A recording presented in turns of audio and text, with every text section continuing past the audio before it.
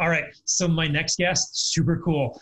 He's the executive director of a nonprofit that focuses on getting gaming and esports into the schools and into disadvantaged youths. And you can tell he loves his job. His face just lights up while he's talking about it. So like, I really want you guys to like listen to what he's doing, because the work they're doing, the message they're putting out there is just fantastic. And it's so good for the gamer image for everybody.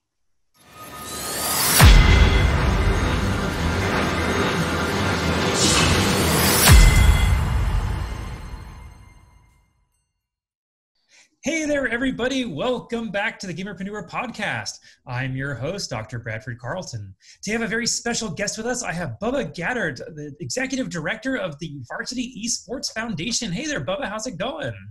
I am excellent, Doctor. How are you, sir? Oh, it's a beautiful sunny day in Las Vegas. How about yourself? Kansas City is sunny as well. Wonderful. You know, I did a few years in the Mideast over in Ohio, and I never saw the sun. So for me, the Mideast is just, or the Midwest, sorry. Oh, wow. I'm originally from California, so anything west or east of Colorado is the Mideast. I get it. Okay. Now I understand the reference. Gotcha. I just, for years and years, Colorado's the Midwest, right? Yeah, that makes sense. All right. So, Bubba, why don't we just get right into it? Why don't you tell us a little bit about yourself? Sure. Well, I luckily have the ability to be the executive director for the Varsity Esports Foundation, like you said. And here in Kansas City, we try to work internationally with as many students as possible in schools, especially in low-income areas, urban, rural, to support them with access to internet, scholarships, grants, devices, STEM education. And that's what I get to do on a daily basis. And then I guess more about me, really, I'm a father, I'm a husband. I got 3 little boys. All have summer birthdays, and we're having lots of fun this summer. My wife is just stepped down as a pastor at our church, and we're very involved in our church on Sundays and organizing things. I get to work with the students and be a big silly, person on stage with wigs and other things to, make them laugh. I've been doing that for a lot of years, so I really enjoy it. Beautiful. And then really there's just there's a lot to cover, I guess. I'm 38 this summer in 17 days, so I've got a life worth of experience, I guess. Yeah. Absolutely. Well, happy early birthday to you. Thank you. And there's quite a lot to unpack there, but before we begin, you kind of already gave me a clue. So I always ask every guest one question as I start. So I'm going to ask you, just like everybody else, on a scale of 1 to 10, 10 being high, how weird are you, Bubba? I like being above a 10, so 11. I like being weird. Okay, why is that? Because I've had my share of wigs. I mean, that's nothing. I don't know. I like the idea of nonconformity and the idea of I like the center of attention in groups. I don't like to talk to people one-on-one in conversations face-to-face. So I'm that kind of on the personality scale and kind of things we do. The Enneagram scale, I'm a 7, which is kind of a outgoing person who also isn't good in small groups, but his ability I don't get embarrassed easily. It takes a lot for me to get embarrassed. I've worn all sorts of weird things to events or church things or whatever. Yeah, so I'm weird. I'm happy to be. Take that test, because I imagine I'm going to score right there with you. Introverted, Thanks. Extrovert. All right. Yeah. So this is the Gamerpreneur. So I'm going to need your gaming cred. When did you first start playing video games? So I really go back to about 3 or so. Oh, the dog in the office here. My dad worked at Radio Shack when I was a kid, which, I don't think Radio Shack's even around. That's kicking it old school right there. Really old school. I really enjoyed building PCs, and we worked on, I think the first games were like on a Tandy computer. I think we had, my neighbor had an Atari maybe. We had some of those little handheld type games that were, like ASCII, like very, very simple stuff. But I think Tandy games where it's text-based adventures or something, when I was younger, my dad worked at Radio Shack, but we used to drive remote control cars around the store, do inventory, and learn all sorts of business stuff, but also have a lot of fun. So we're real lucky to have that opportunity at a young age. And my dad did that through, I don't know, I was 10 probably. Okay, wonderful. And how did your love of gaming progress? Because I mean, at some point you had to have joined the Varsity Esports Foundation. You have to have a love of games. Yeah, I definitely love games. A gamification of anything, really. I mean, mowing the lawn, it can be gamification for me as a middle-aged man now and with the family. But the fun part for me, I think, is just going back and looking at maybe the different adventures of playing with friends and playing with neighbors.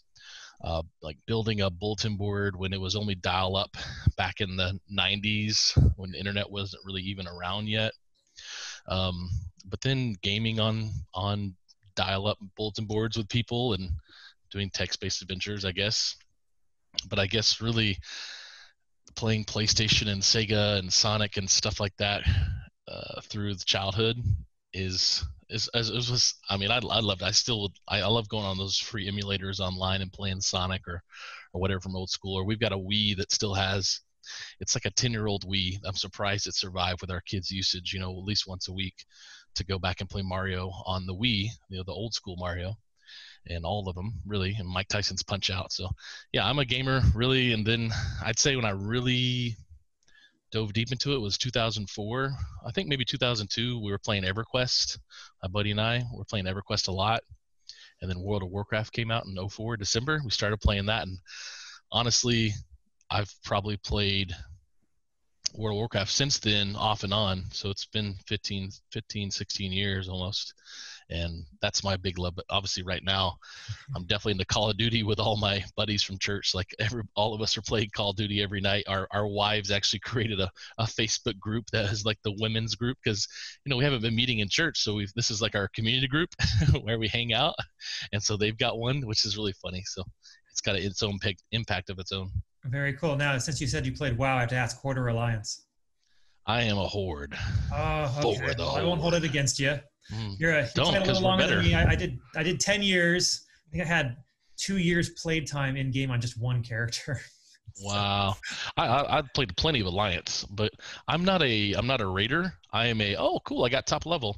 Oh, what's the next character I can make from level 1 and play this for 6 months, and then I'm that kind of wower. I'm not a dedicated raider. I've done 2 raids maybe, like on the Lich King, and maybe I don't know, maybe that's it. There's nothing wrong. I don't think I would even have time to raid anymore. Back right. in college, I could just skip classes and play, but now it's like, ugh. Yeah, like this 4-hour thing. Like I don't have 4 hours really to devote. This is why I can get on, do a quest, get off. Okay, I got one more gaming question, then we'll kind of move on and talk about kind of the professional side of it. But desert island scenario. If I put you on an island with a power cable and an Ethernet cord, what one game do you take with you?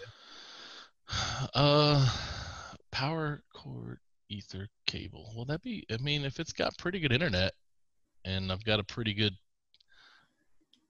I'd probably say, just because it's expansive and there's just constant ability to do stuff, World of Warcraft is an easy, in addiction mode with video games that many of us have.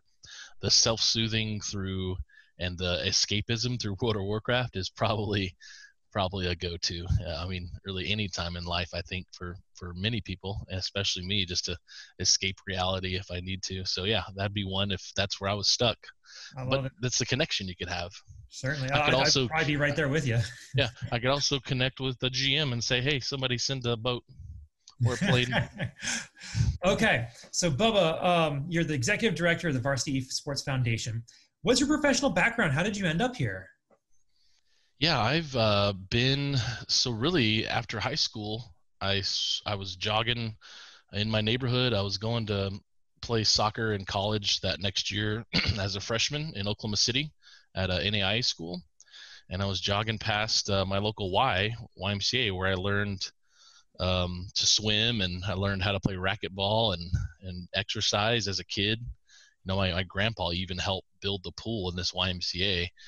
So I started on as a fitness instructor at the Y, and for 15 years, I worked in nonprofit and traditional sports with the YMCA. And towards the end, I was here in Kansas City. My last 4 or 5 years was over all the YMCA's sports programs, where we're hosting large tournaments, football, soccer, basketball across the whole metro. And just my love of programming and events, and I've organized 5Ks before that and everything, just really got into just being this kind of big programming tournament nerd through sports. Excuse me. And so after that, all this time I'm still gaming, obviously. I worked for the Chamber of Commerce here in Kansas City in a suburb and the Sports Commission. And so my role is to help those tournaments come in and have events like football tournaments and whatnot. So luckily, I wasn't organizing them anymore because I was running, really with the Y, I was running a Super Bowl every Saturday with thousands of people.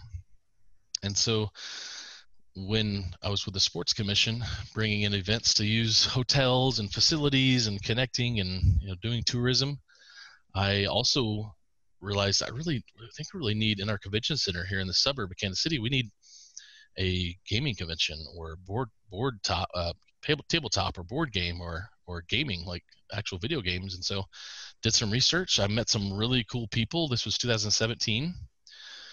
3 years ago, I met some really cool people here in Kansas City. We have some really amazing organizations here. We've got the headquarters of the High School Esports League, the headquarters of the National Association of Collegiate Esports. Here on the Kansas side, we have the headquarters of the Unified Esports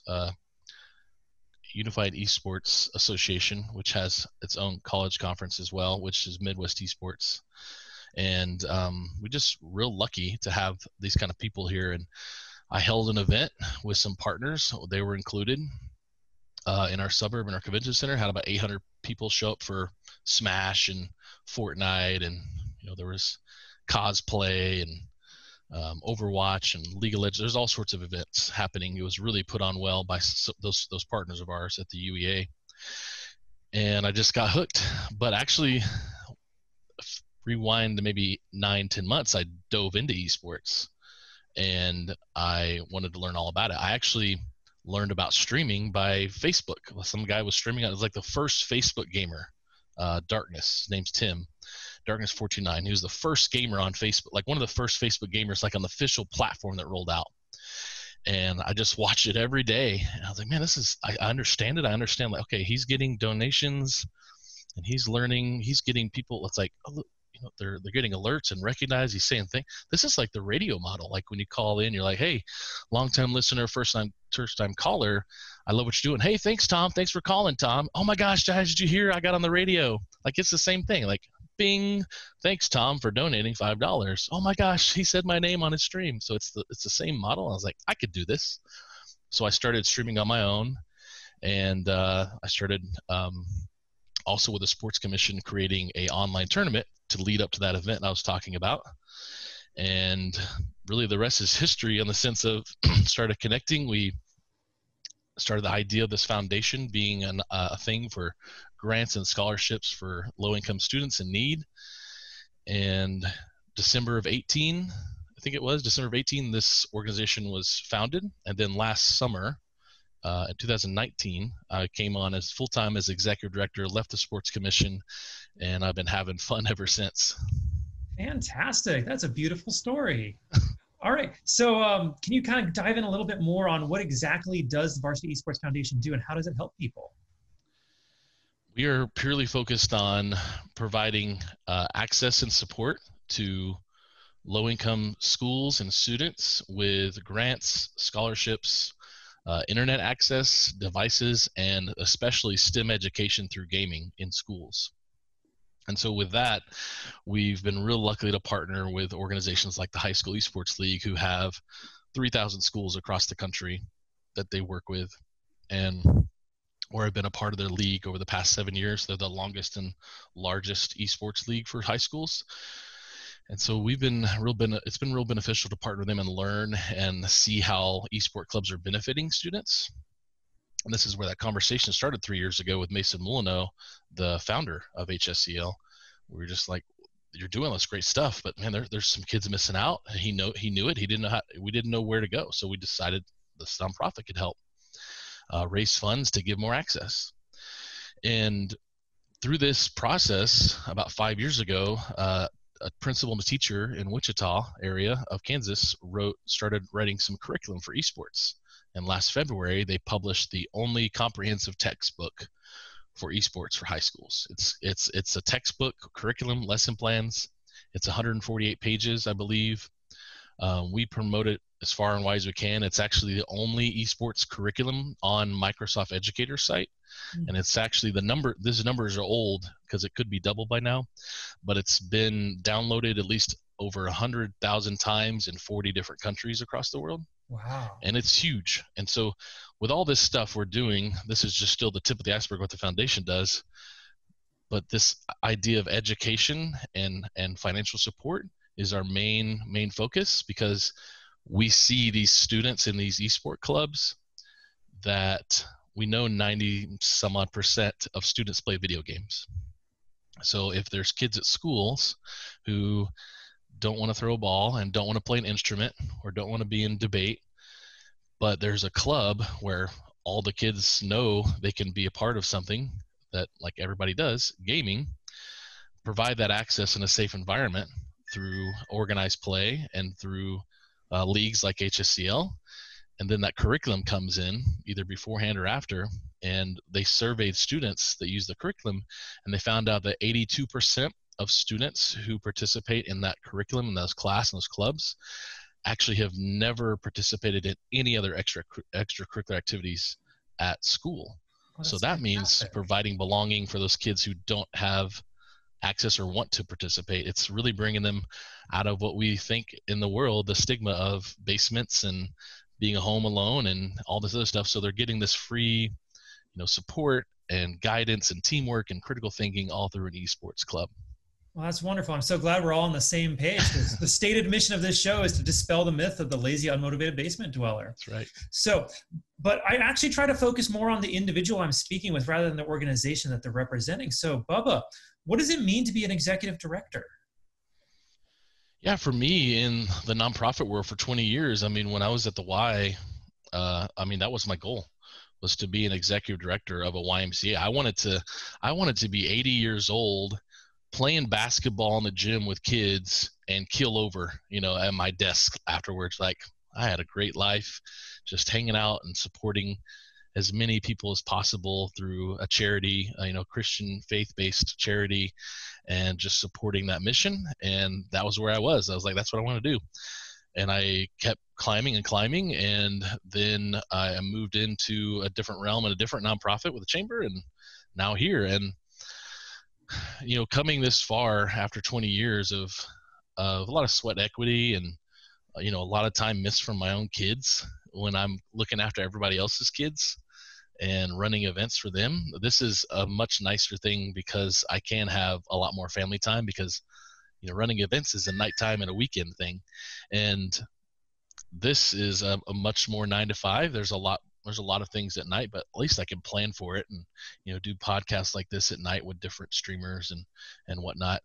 But I think just in this role, creating this foundation from the ground up with all our partners is more along the lines of how do we become the connective tissue, and how do I lead that as an expert with experience and become an authority in all this. And I'm not there yet. I have a ton of learning to do. I have a ton of research to do.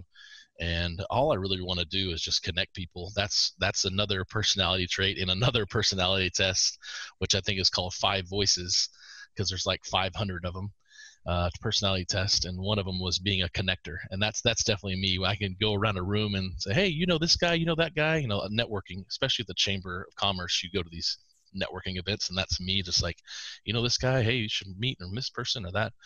So I think that's me. I think it's been fun over the past 9 months here. I don't even know if it's 9 months, whatever September is from now in June, that I have been able to just have so many fun phone calls with people across the country, across the globe, actually, in different pockets, doing really fun things, especially in gaming, where I love.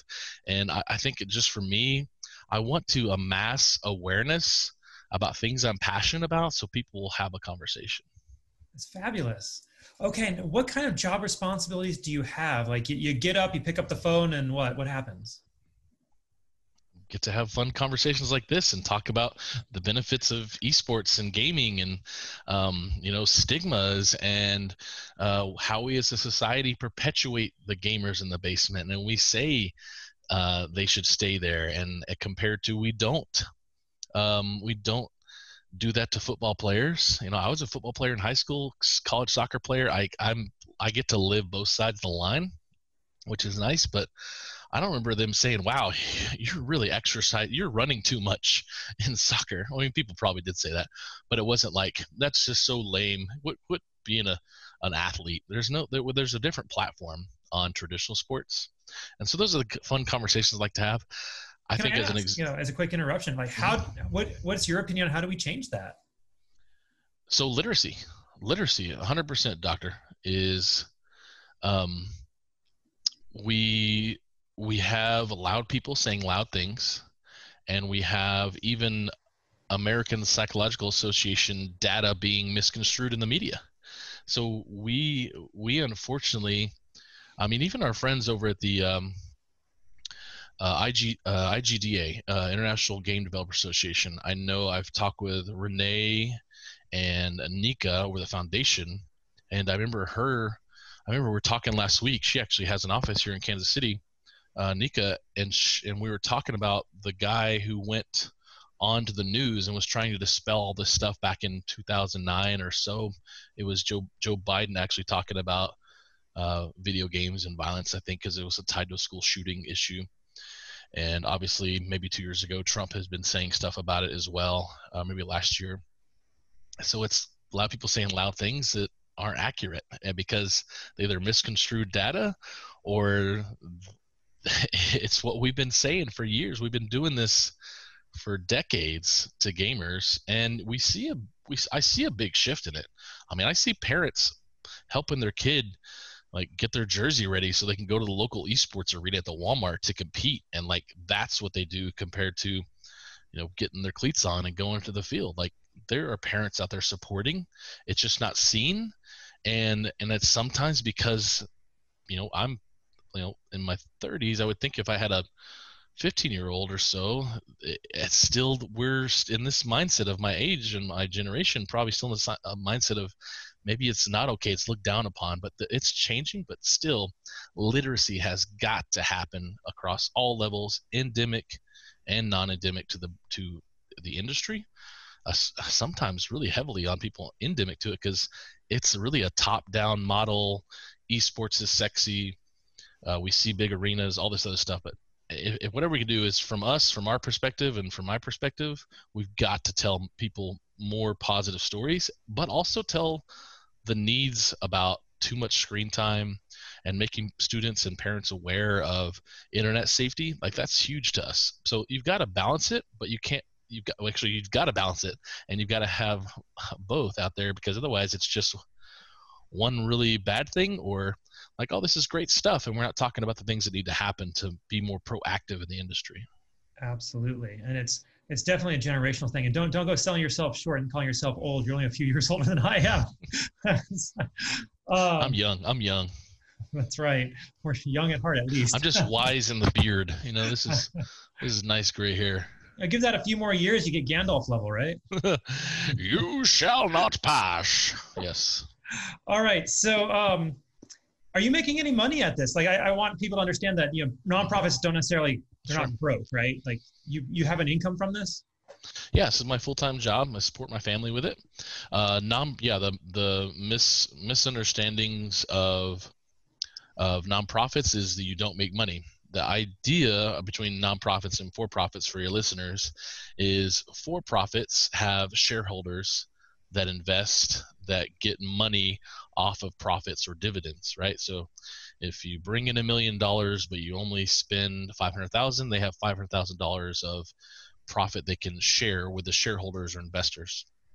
In a nonprofit, you're not allowed to do that. You should not do that.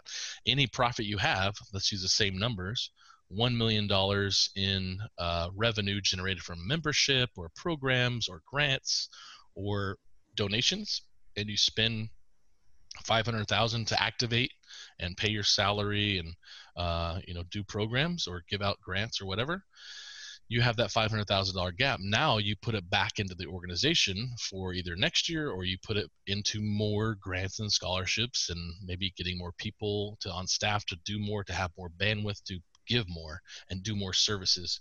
But as a nonprofit, you get a tax incentive only in two big ways. One, sales tax on purchasing things in your state, and then property tax, typically in most states where you don't pay property taxes.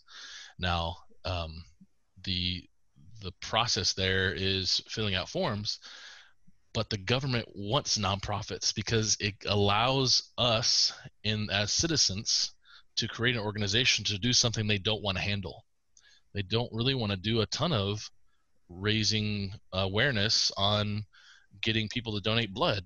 There's organizations that have been doing it great for, 100 years at the Red Cross.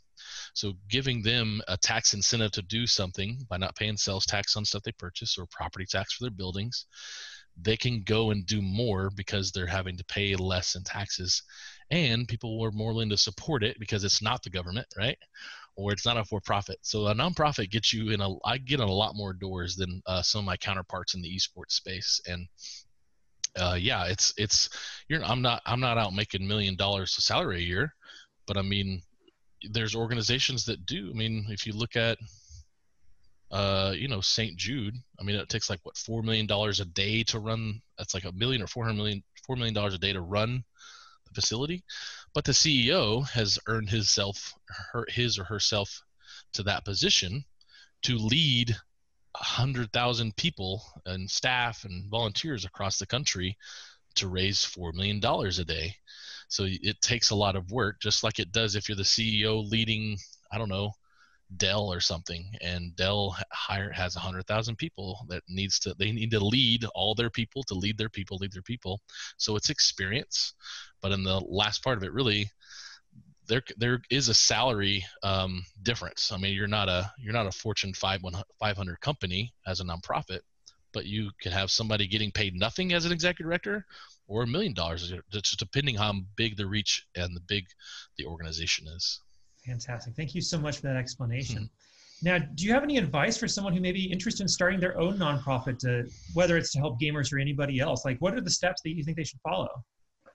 Yeah, I have that question a lot. I would say it takes 3 to 5 years to get an organization, a nonprofit, with its feet under itself. And it may take 3 to 5 years to even get somebody paid on staff. So if you're starting a nonprofit, unless you're running like events for a nonprofit to help something and there's revenue generated from programs or events, raising money for a good cause can be difficult unless it really pulls on the heartstrings.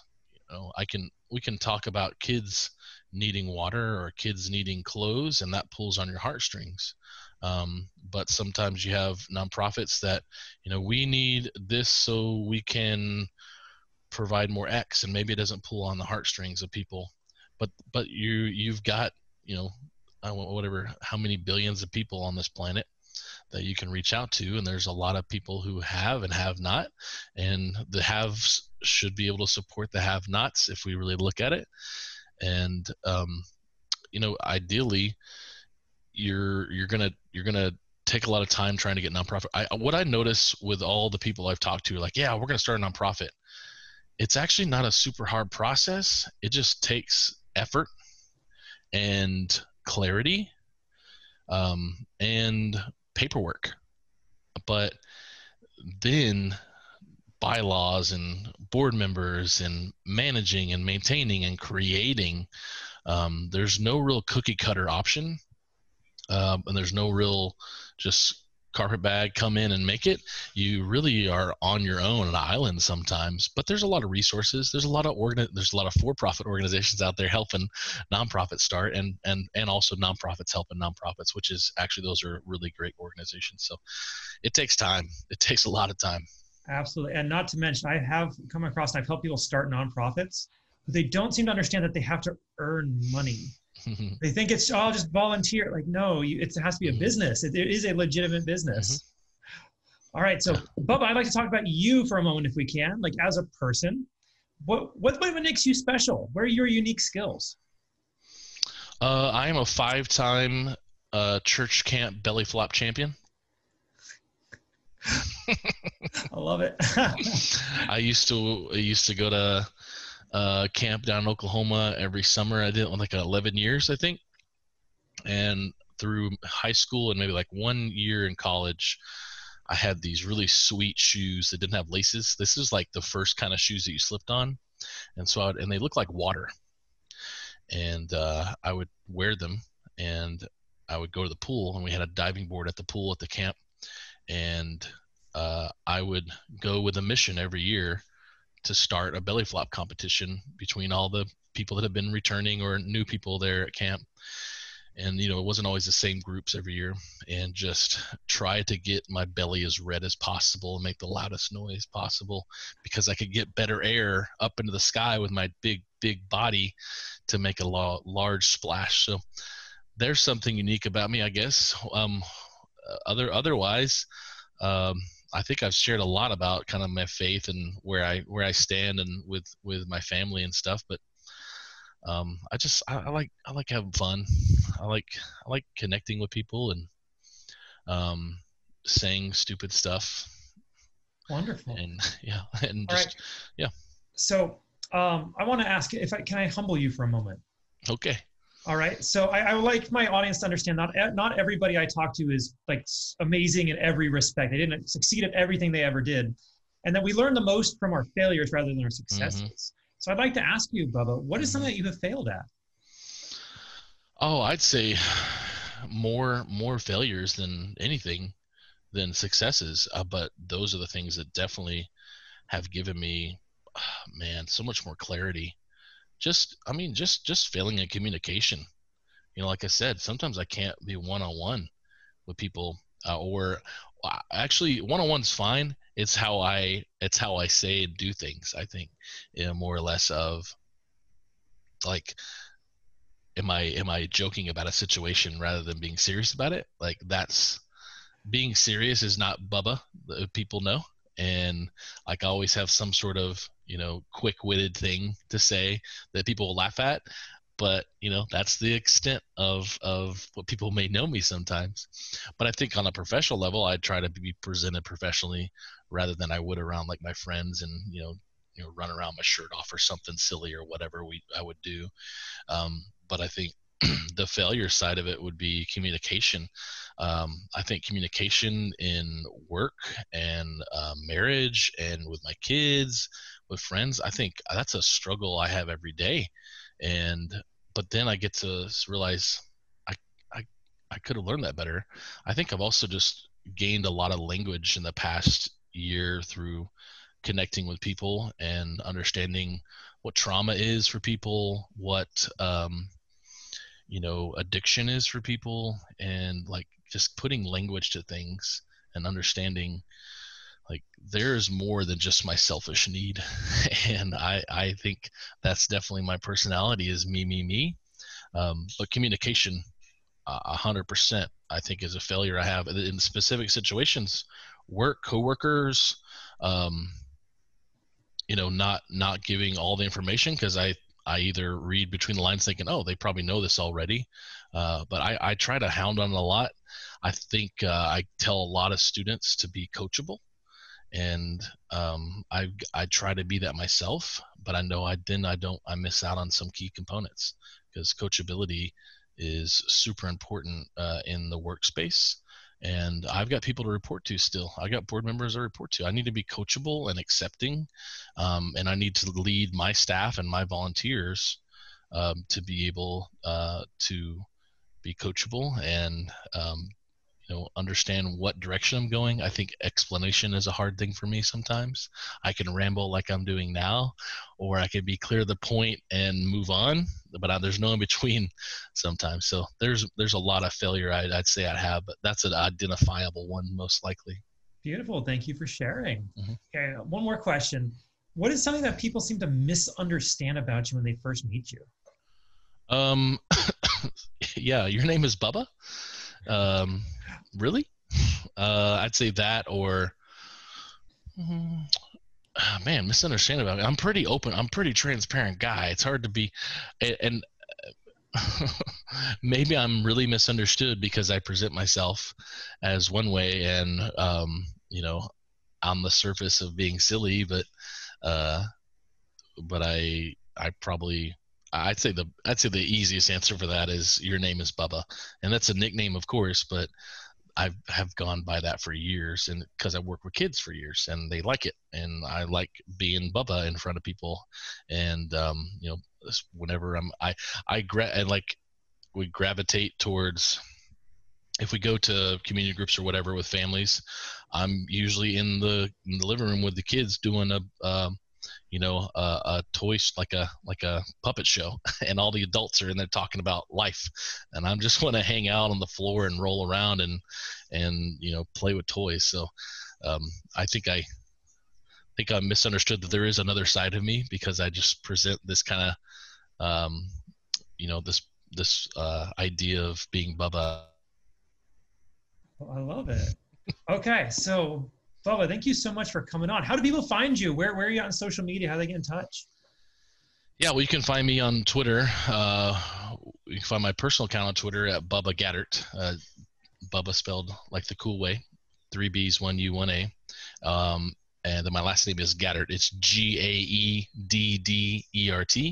And then for our foundation, it's under Varsity Esports Foundation. Everything is Varsity Esports Foundation. You can search the signs, maybe a little shorter, on Twitter and some other things, but varsitysportsfoundation.org is our website.